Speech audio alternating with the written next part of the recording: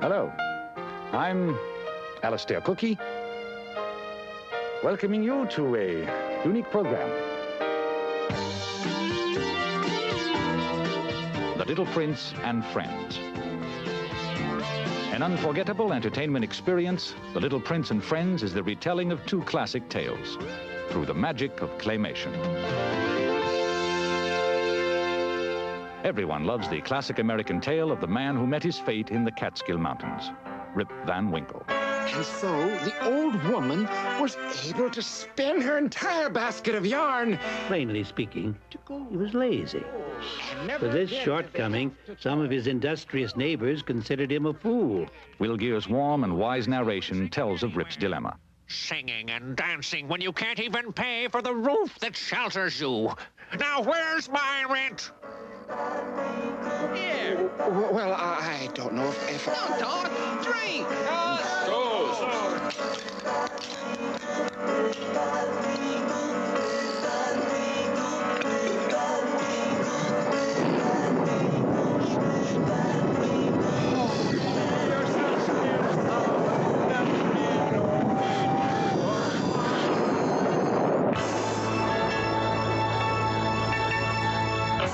Voted Best Children's Film by the Los Angeles International Children's Film Festival, Rip Van Winkle has been called technically superb, a masterpiece, a beautiful retelling of the Washington Irving classic.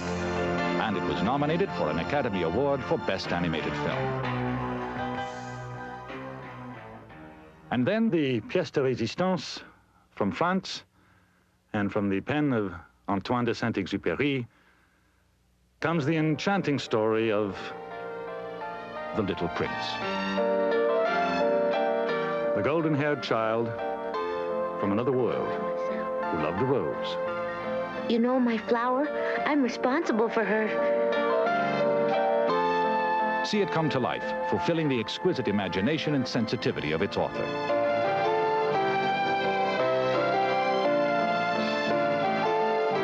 And then one morning, exactly at sunrise, she showed herself.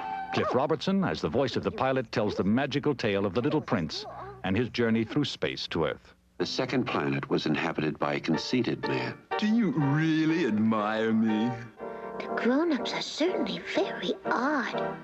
How is it possible for one to own the stars? I was the first person to think of it.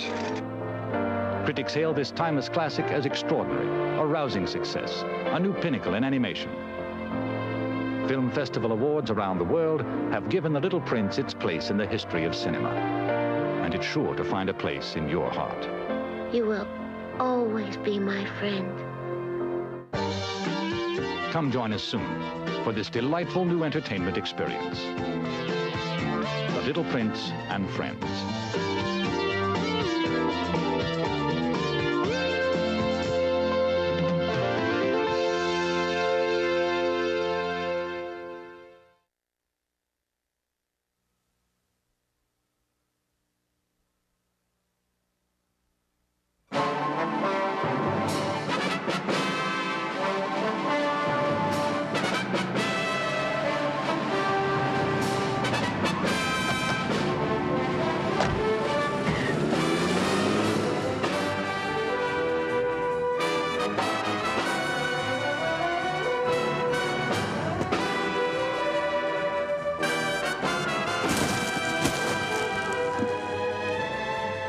Welcome to this special edition of Freak Previews and to the Festival of Claymation. Tonight, in this program, we will review the best and most award-winning short films produced by Will Vinton Productions in the always fascinating process of claymation.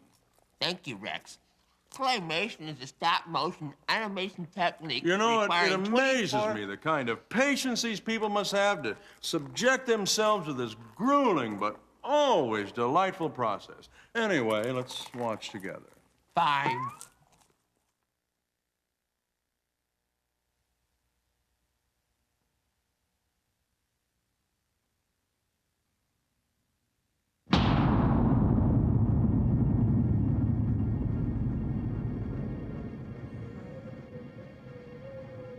After the cosmic bang which set our universe in motion, after the fusing of clouds of gas into billions of giant stars, the gases that hovered about one star took form, and the planet Earth was born. In the beginning, it was a dreary place, dry, barren, and airless. But natural forces were at work, and remarkable changes would occur. A veil of gases rose over the Earth, then cooled, condensed, and fell in rain. Millions of years of rain. Oceans formed. A bit of this and a bit of that, drifted for millions of years until an extraordinary thing occurred. Molecules began creating more of their own kind. The chain of life had begun. For millions of years, living things fell to the ocean floor. Billions of creatures of shell and bone falling, compressing, evolving to organic mud, and eventually to oil and gas. Then plants appeared on the land, and when they died, they returned to the earth.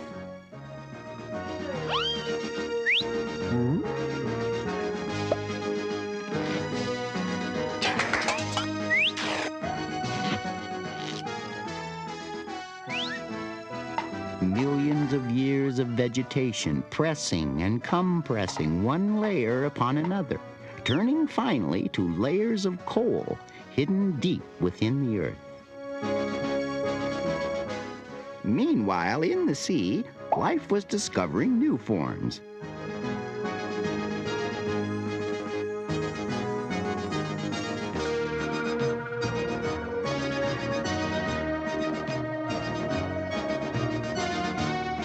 It was a process of trial and error.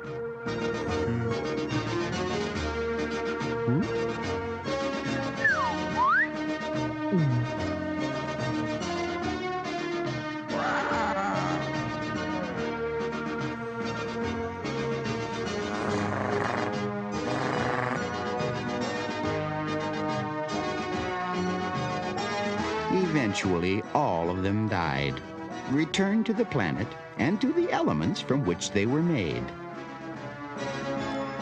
Then came new creatures that carried their young inside their bodies.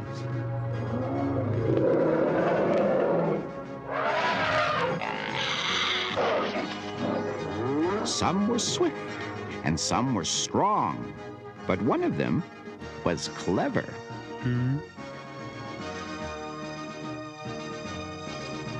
The world he entered was rich now, blessed with the vast resources that evolved from all previous life forms and matter. Oil and gas on the ocean floor, coal deep within the earth, minerals embedded in the rock, and vast forests. From barren rock, an Eden. That was the legacy of 1 billion years. In a nutshell.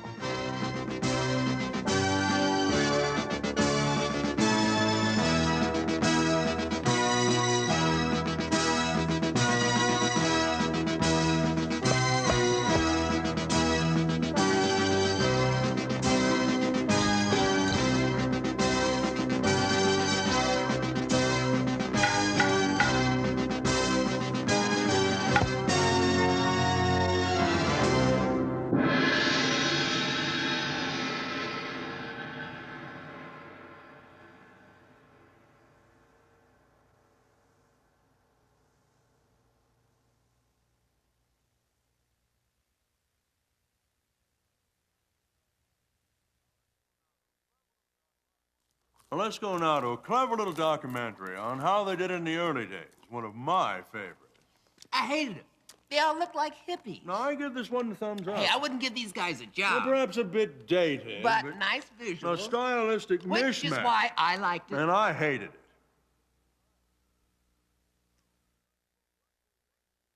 Oh, Sunset, what directing! Yes, I am a genius. I'm a genius. How would that sound, Red? We have all the usual filmmaking problems: lighting, sound, music scoring, direction of actors, editing. And then we have a few of our own that are unique to clay animation. Are you hungry, Al?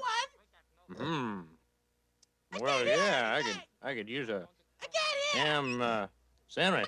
Nothing's going on. Where's that chicken? What is going on? It's touchy, ain't you? You are disgusting. What do you mean, You're nothing. disgusting? Brad! I just want a ham sandwich. Brad! You're talking about my family. Brad, where is this chicken here? I'm trying to find the sound here. Talking about a ham sandwich. Brad! Brad! What is it? Where's Mr. Take Sound? two. Brad! Take three. Brad! Boom.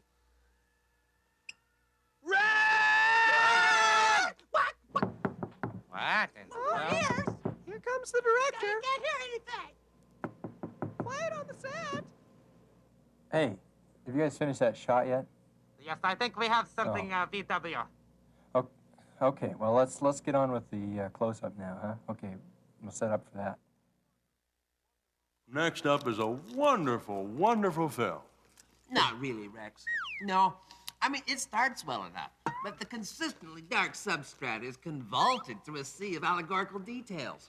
It is talky, insufferable, the wrong color, difficult to follow, needlessly gory, and probably cost a whacking lot of money, showing a relentless, continual, and mystifying submergence into the Freudian id. Rex? Now, a simply wonderful, wonderful film.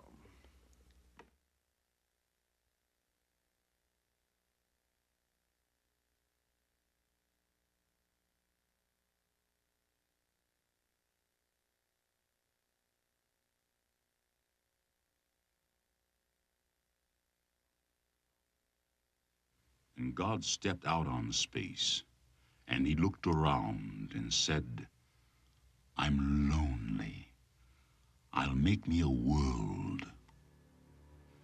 And as far as the eye of God could see, darkness covered everything, blacker than 100 midnights down in a cypress swamp. Then God smiled, and the light broke, and the darkness rolled up on one side, and the light stood shining on the other.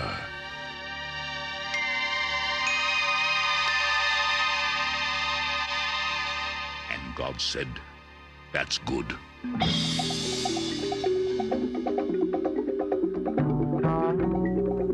Then God reached out and took the light in his hands, and God rolled the light around in his hands until he made the sun, and he set that sun ablazing in the heavens.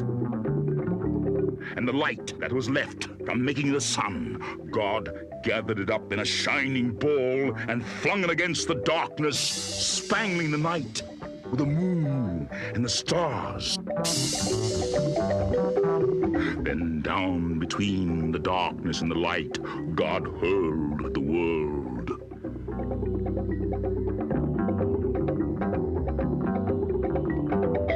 And God said, that's good.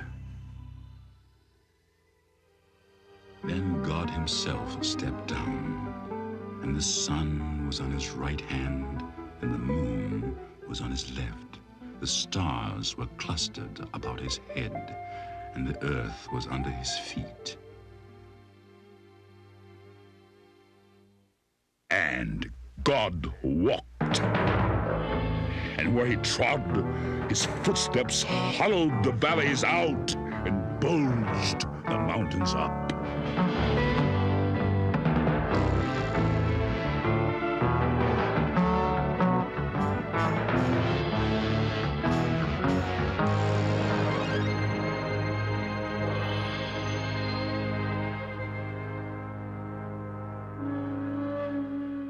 Then he stopped and looked and saw that the earth was hot and barren. So God stepped over to the edge of the world, and he spat out the 7 seas. He batted his eyes, and the lightnings flashed. He clapped his hands, and the thunders rolled.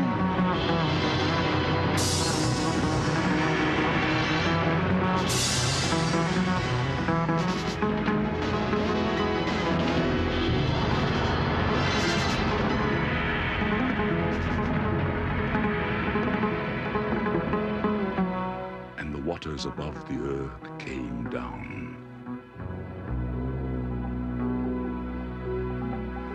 The cooling waters came down.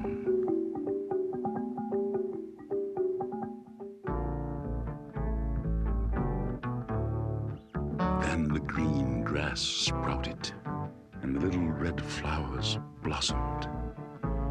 The pine tree pointed his finger to the sky, and the oak spread out his arms. The lakes cuddled down in the hollows of the ground, and the rivers ran down to the sea. And God smiled again, and the rainbow appeared and curled itself around his shoulder.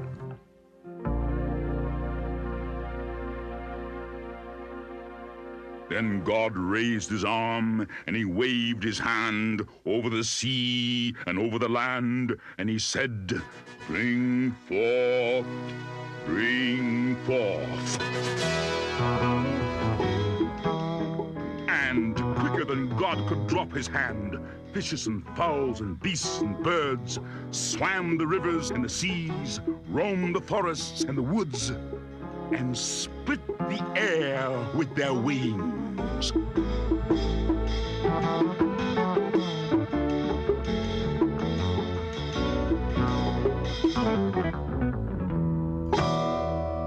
And God said, "That's good." Then God walked around, and God looked around on all that he had made. He looked at his sun, and he looked at his moon, and he looked at his little stars. He looked at his world with all its living things, and God said, "I'm lonely still."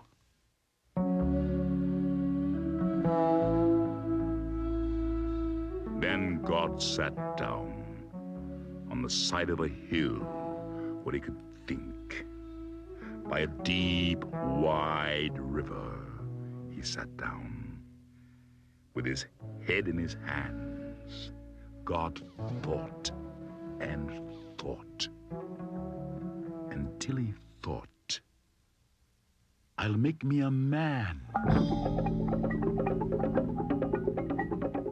Up from the bed of the river, God scooped the clay, and by the bank of the river, he kneeled him down. And there, the great God Almighty, who lit the sun and fixed it in the sky, who flung the stars to the most far corner of the night, who rounded the earth in the middle of his hand, this great God, like a mammy bending over her baby, kneeled down in the dust, toiling over a lump of clay, till he shaped it in his own image.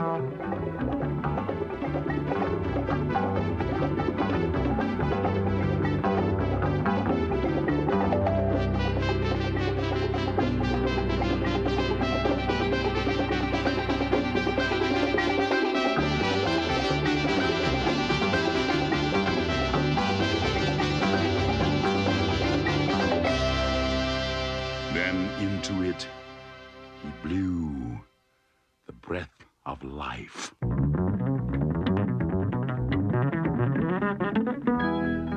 And man became a living soul.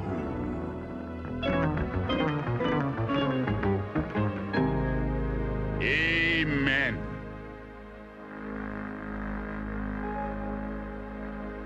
Amen.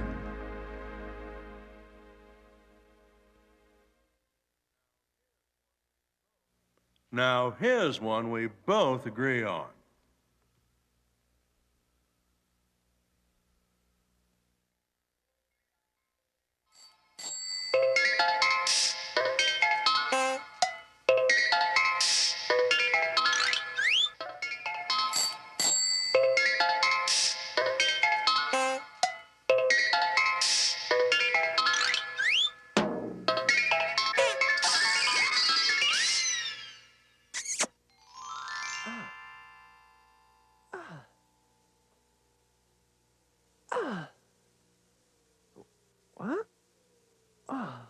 Whee!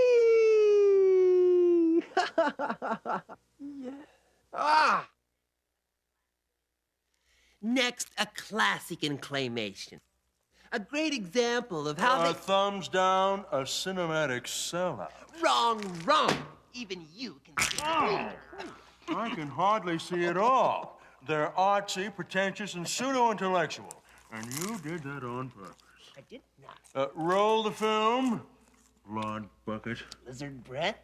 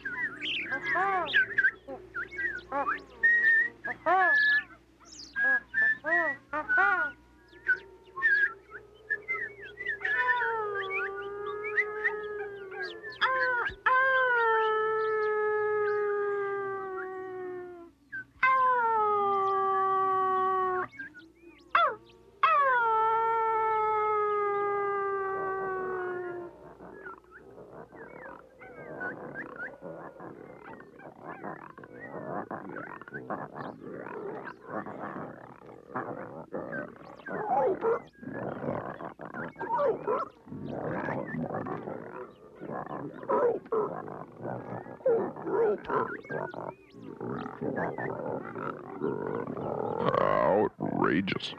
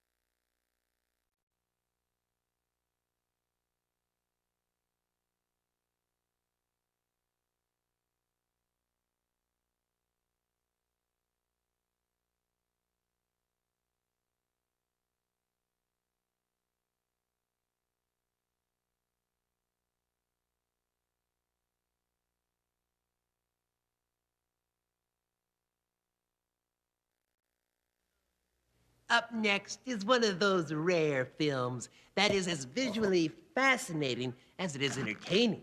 I found this film consistently delightful and an unexpected treasure.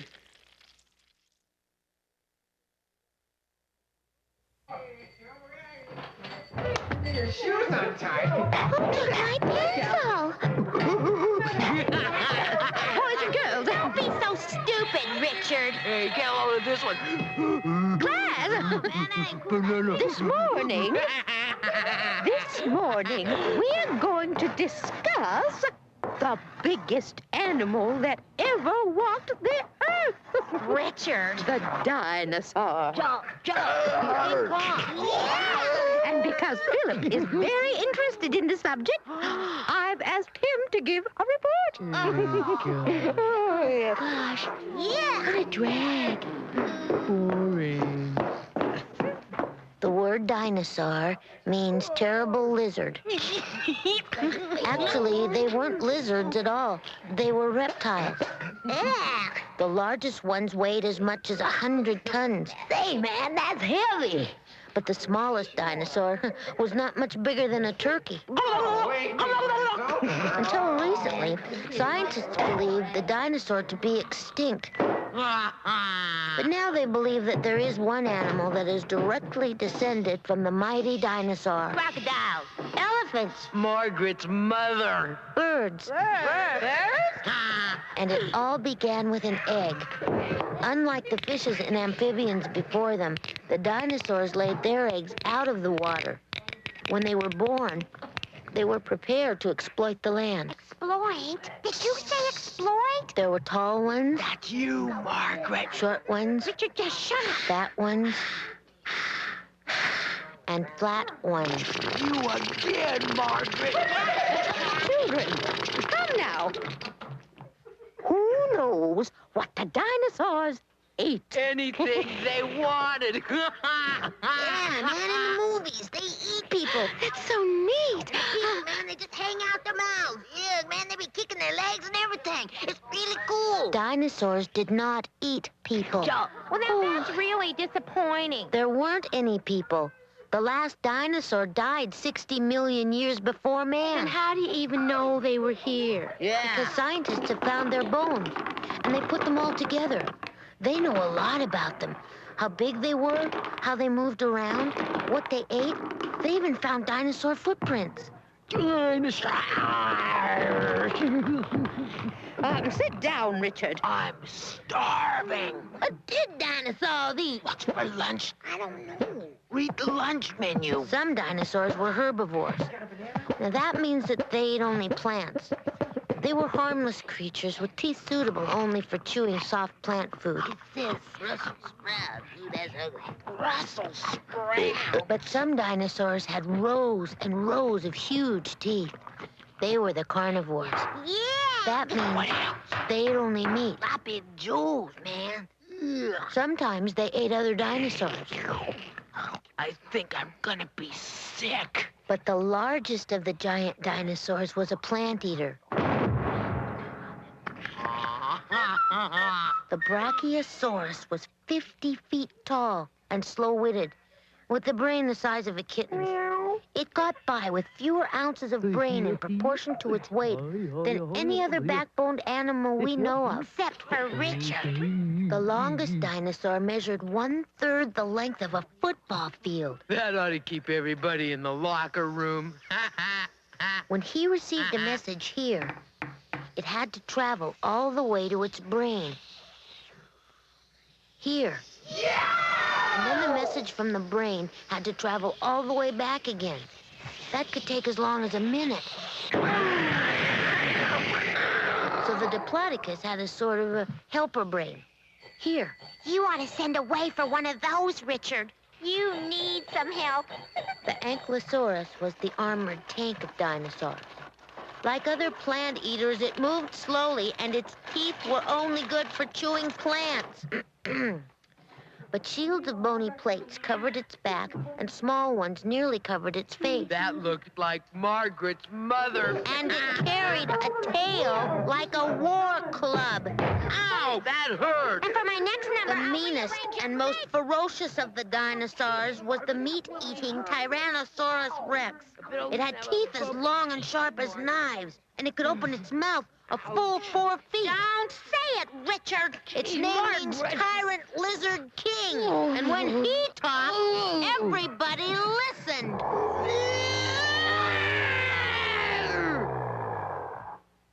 What happened to them, Philip? They died. Of what? That is a mystery. There are many theories regarding the extinction of the dinosaur, but no one knows for sure what happened. Next. A change in climate may have been responsible. Vast areas of dinosaur country cooled, and perhaps the dinosaur couldn't adapt. They were too big to burrow into the ground and too bulky to move to a warmer climate. Why don't we move Philip to a warmer climate? How about the furnace room? Some people believe that growing numbers of mammals were eating the dinosaur eggs, so that fewer and fewer of them were hatched. Awesome, bird brain! Changes in the Earth's surface may have endangered the dinosaur as well. Mountains were pushed up and swampy lands turned into desert. With fewer plants to eat, the plant-eating dinosaurs became fewer. Uncool. And the plant-eating dinosaurs had been food for the meat-eating dinosaurs. What a drag. So then, there were fewer meat-eating dinosaurs. I don't want to die! Shut up! And that's not all. Some scientists think the rays from an exploding star killed the dinosaur. Oh, dear. I mean, think about it. 200 million years ago. The Jurassic period. The land was covered with thick forests of conifers and giant ferns. There were marshes and bayous everywhere. It was warm then, almost tropical. This was the home of the dinosaur. He was everywhere for 100 million years. Eating and fighting. I mean, we were nowhere then, man. Those guys ruled the earth. Do you know that they found a shoulder blade of a dinosaur that's taller than the man who found it? A shoulder blade, man. Do you know how big that is? They call him Supersaurus. And he was as big as 15 African bull elephants. Oh, man. I mean, nobody messed with them. Would you mess with a guy that eats pine trees for lunch? Geez, no, you wouldn't. I don't care what you think you'd say to a dinosaur if he was right here. Hey, man, that's my pine tree. Don't eat that pine tree. I'll call my lawyer. Hey, no way. You don't say nothing. You just be as quiet as a mouse. M-O-U-S-E, mouse. And hope he doesn't step on you. I mean...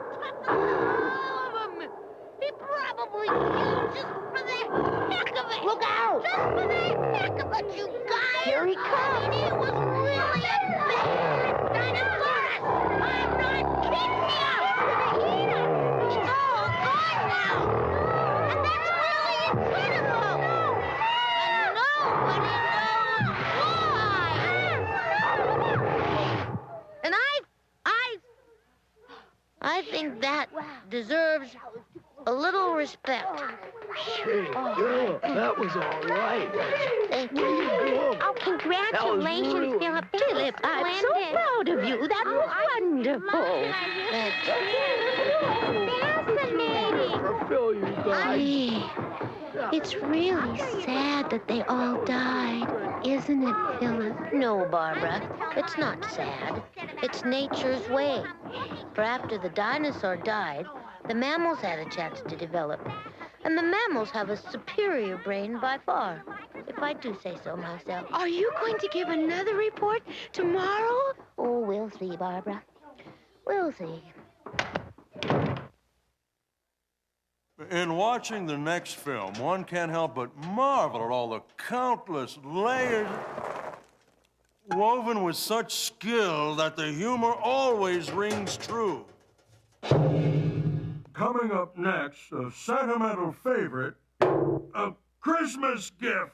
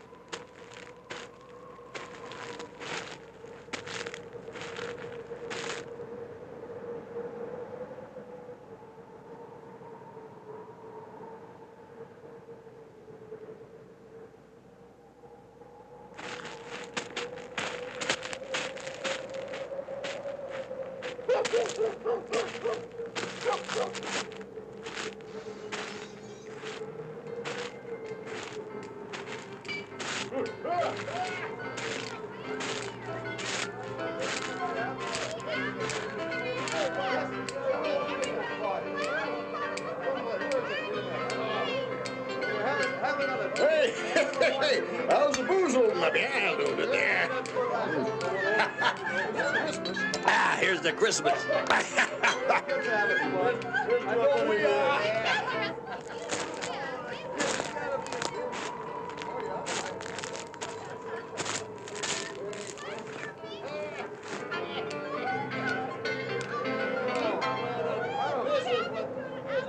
don't feel so good.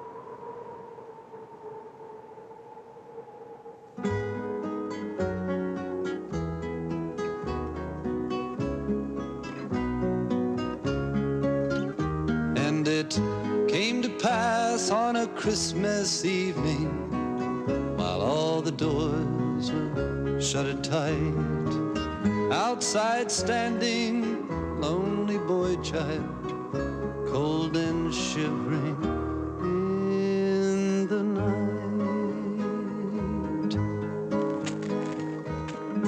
On this street, every window, save but one, was gleaming bright, and to this window walked the boy child, peeking in soft candlelight. Through other windows he had looked at turkeys, ducks and geese and cherry pies, but through this window saw a gray-haired lady, table bare and tears in her eyes. Into his coat reached the boy child, knowing well there was little there.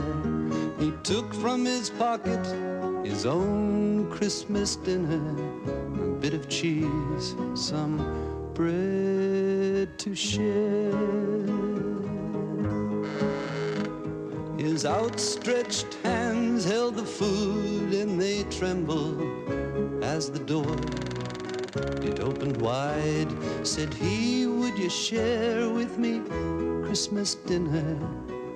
Gently said she, come inside.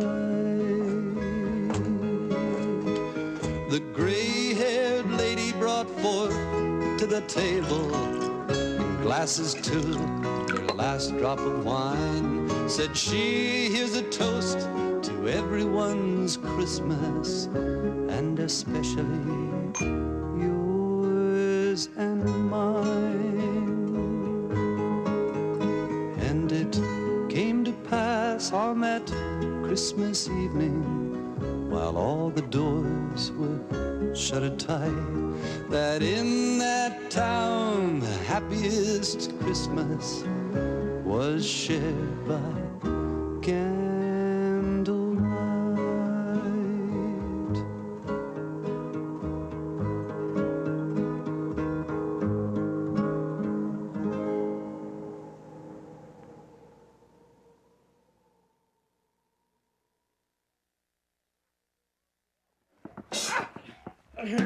Herbivore. No, you meat eater! Roll the film. Waiter.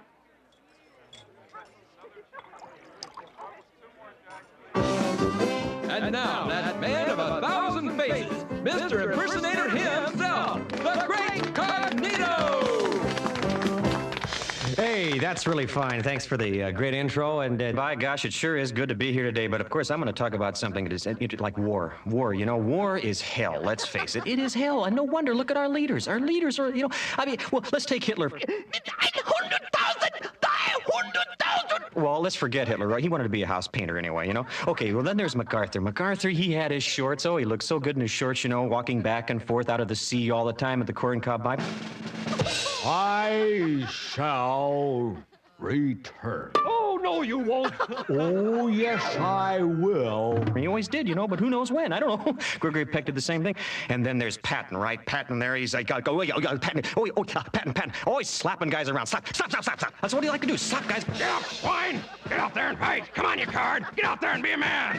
Manhood. How'd he get that helmet on anyway? I would the shoehorn, you know? How'd he get that helmet on? Who knows? Rommel out there in the desert, right? Where the tanks, the desert and everything. You know, the sweat coming down, you know, all the Germans are sweating. That's what they sweat all over the place.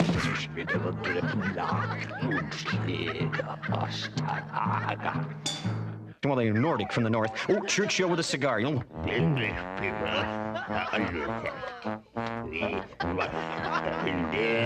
couldn't understand him. You know, he had a cigar in his mouth. You know, who understood? And Roosevelt, you know, day of infamy. This generation of Americans has a rendezvous with... Oh, Frankie. He had a mistress, you know. Anyway, and then there were the movies. Training. The two brothers, they're fighting, you know, they're always fighting. I'll break your face. Take this, boy. You run. I'll hit that. Take that. Well, getting in shape for the war. You know, they feel good about that. They feel good about that. Oh, then they go to the bar and drink on Furlough, right? And they fight the Air Force, they fight the Navy and everything. Of course, there's no Coast Guard. Oh, and then, of course, you know, back home, there was the Andrews sisters singing Bugle Boy of Company C. Everybody real happy about that, you know. And then they get on the ship, you know, they're going on the cruise ship. Oh, here comes the Zeros. And you can see the tracer. Kamikaze pilot. And then there's a guy that can't go up. He can't go up. He doesn't feel good. Golly, Sergeant. I don't feel too good. Go on, get your ass up there. He goes up and gets shot down. Was a hero, you know. They'll write his mother. She'll feel good. Oh, my boy. Oh, and the submarine. Depth charges. There goes the submarine. Oh, and there's the island. There's the island. They go off. The Japanese. The Japanese are coming. The Japanese are coming. My God, they're coming. They got flamethrowers. The Japanese are saying something. Nobody knows what they're saying. Get the flag up. Get the flag up. Get the flag up. The flag's going up. There's John Wayne. Help him. John Wayne up there. Get that flag up there. It's like the war. We're going to win the war. And John Wayne is standing there. All right, you penny wasters, kids. John Wayne gets shot! My God, John Wayne gets shot! He's shot! Oh, Jesus God! I mean, I saw this film when I was 9 years old. John Wayne shot. I mean, Jesus, that rips the guts right out of me. Oh, gee, I can't go on. I just can't. I'll see you later. Goodbye, ladies and gentlemen. I'll see you.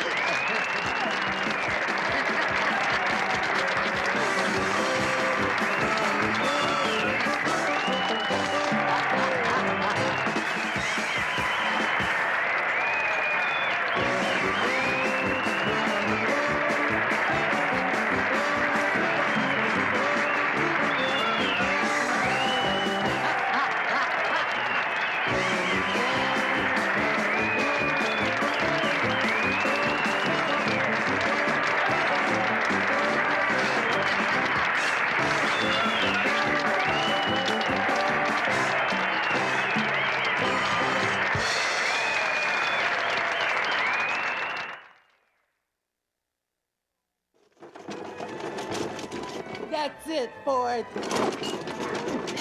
The special edition of The Festival of Claymation.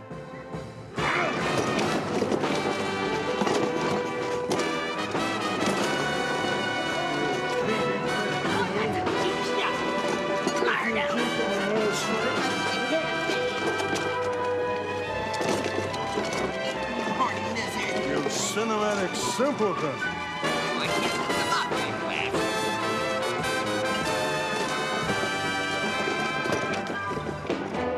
Your mother's an herbivore.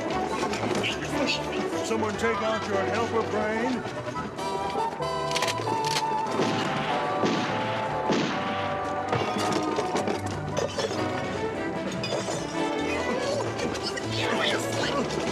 They'll jerk you.